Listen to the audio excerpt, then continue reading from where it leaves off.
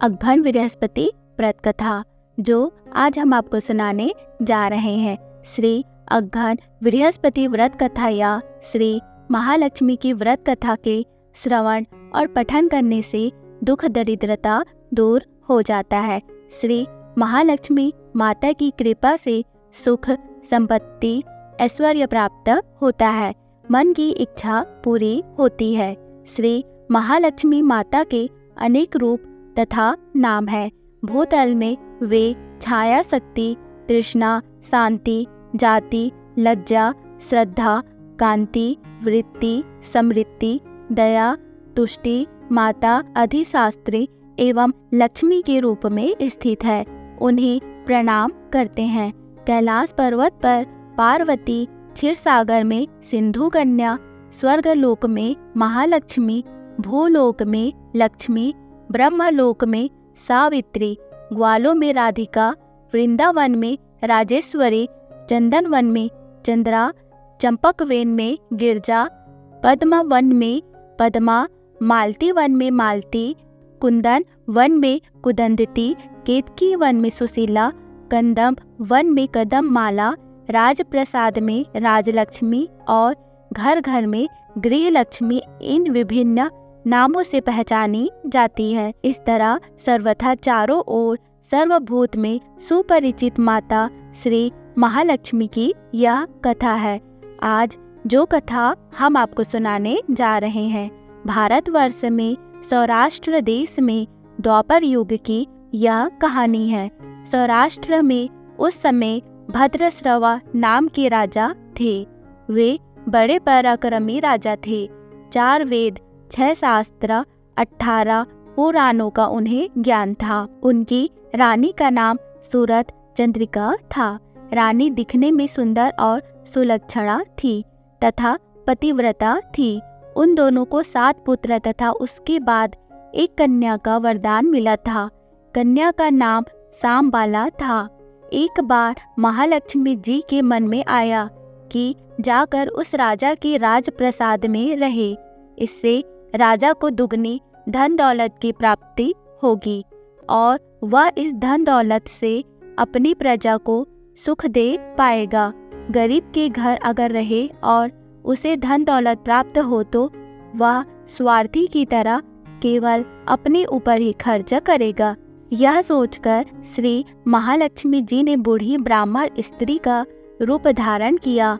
हाथ में लाठी लिए लाठी के सहारे रानी के द्वार तक पहुंची। यद्यपि उन्होंने बूढ़ी औरत का रूप धारण किया था, पर उनके चेहरे पर देवी का तेज था। उन्हें देखते ही एक दासी सामने आई। उसने इनका नाम धाम, काम, धर्म पूछ डाला। वृद्ध ब्राह्मणी का रूप धरित माता लक्ष्मी ने कहा, बालिके, मेरा नाम कमला है। मेरे पति का नाम भुवनेश है। हम द्वारिका में रहते हैं। तुम्हारी रानी पिछले जन्म में एक वैश्य की पत्नी थी। वह वैश्य गरीब था। दरिद्रता के कारण हर रोज घर में झगड़े होते थे तथा उसका पति रोज उसे मारता था। इन बातों से तंग आकर वह घर छोड़कर चली गई थी तथा जंगल में खाली पेट भटकने लगी। उसकी इस दुर्दशा पर मुझे दया आई। तब मैंने उसे सुख संपत्ति देने वाली श्री महालक्ष्मी की कथा सुनाई। मेरे कहने पर उसने श्री महालक्ष्मी का व्रत किया। श्री महालक्ष्मी प्रसन्न हुई। उसकी गरीबी दूर हुई। उसका घर संसार दौलत संपत्ति से भर गया। बाद में पति पत्नी दोनों परलोक सिधारे। लक्ष्मी व्रत करने के कारण वे लक्ष्मी लोक में रहे। उन्होंने जितने साल महालक्ष्मी का व्रत किया उतने हजारों साल उन्हें सुख भोग मिला। इस जन्म में उसका जन्म राजघराने में हुआ है, परंतु वह श्री महालक्ष्मी का व्रत करना भूल गई है। उसे यह याद दिलाने में आई हूँ। बुढ़िया की बातें सुनकर दासी ने उन्हें प्रणाम किया तथा श्री महालक्ष्मी का व्रत किस तरह किया जाए इस बारे में पूछा। बुढ़िया रूप धारण किए हुए श्री महालक्ष्मी माता ने दासी को पूजा की विधि तथा महिमा बताई। इसके बाद वह दासी माता को प्रणाम कर रानी को बताने अंदर चली गई। राज वैभव में रहते हुए रानी को अपने ऐश्वर्य का बहुत घमंड हुआ था।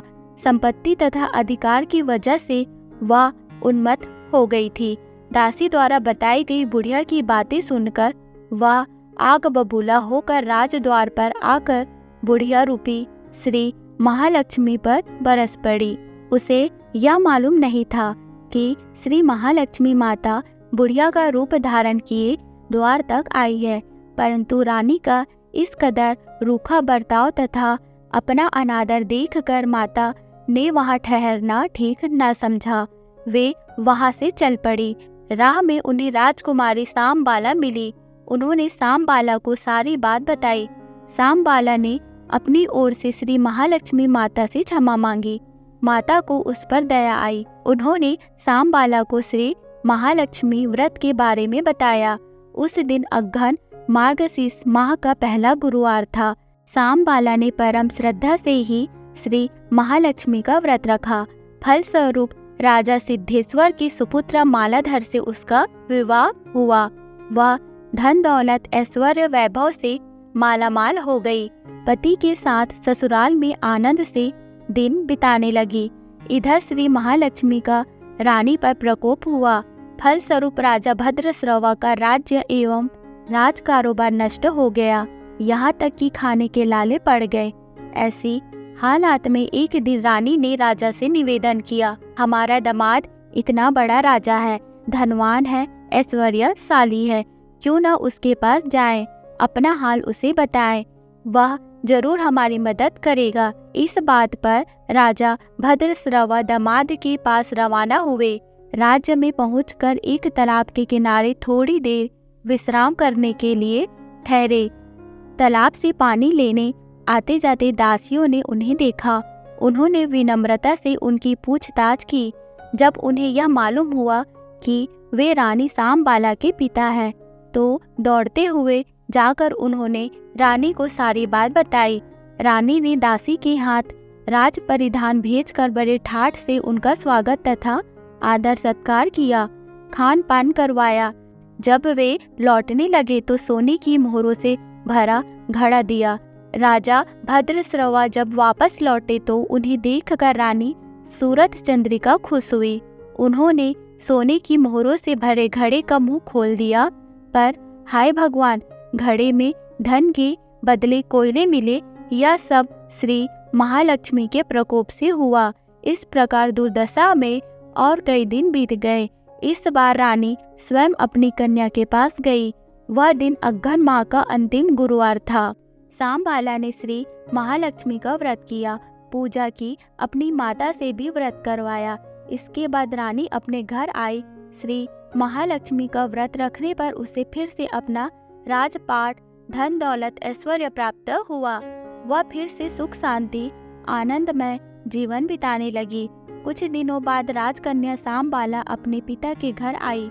उसे अपने घर देखकर सूरज चंद्रिका को पुरानी बातें याद आई। यह कि सांबबाला ने अपने पिता को घड़ा भर कोयला दिया था और उसे तो कुछ भी नहीं दिया था। इसी कारण सांबबाला को पिता के घर आने पर उसका कोई आदर आतिथ्य नहीं हुआ, बल्कि अनादर हुआ। पर उसने इस बात का बुरा नहीं माना। अपने घर लौटते समय उसने पिता के घर से थोड़ा नमक ले लिया। अपने घर लौटने पर उसके पति ने पूछा, अपने मायके से क्या लाई हो? इस पर उसने जवाब दिया, वहाँ का सार लाई हूँ। पति ने पूछा, इसका क्या मतलब हुआ? सांबबाला ने कहा, थोड़ा धीरज रखें, सब मालूम हो जाएगा। उस दिन सांबबाला ने सारा भोजन नमक डाले बिना बनाया और परोसा। पति ने खाना चखा, सारा खाना नमक बिना था, इसीलिए स्वाद न आया। फिर सांबबाला ने थाली में नमक डाला, इससे सारा भोजन स्वादिष्ट लगने लगा। तब सांबबाला ने पति से कहा, यही है वह मायके से लाया हुआ सार। पति को उसकी बात सही लगी। फिर वह दोनों हंसी मजाक करते हुए भोजन करने लगे। कहा गया है कि इस तरह जो कोई श्रद्धा भाव से श्री महालक्ष्मी की पूजा करे उसे माता की कृपा होती है, सुख संपत्ति शांति प्राप्त होती है। सभी मनोकामनाएं पूरी होती है, परंतु यह सब प्राप्त होने पर माता की पूजा को भूलना नहीं चाहिए। हर गुरुवार को व्रत पाठ अवश्य करना चाहिए। इस तरह श्री महालक्ष्मी की महिमा भक्तों की मनोकामना पूरी करती है। तो दोस्तों, ये कहानी आपको कैसी लगी हमें कमेंट करके जरूर बताइएगा। वीडियो को लाइक, चैनल को सब्सक्राइब जरूर कीजिएगा। मिलते हैं नेक्स्ट वीडियो में। Okay, bye bye, take care, thank you.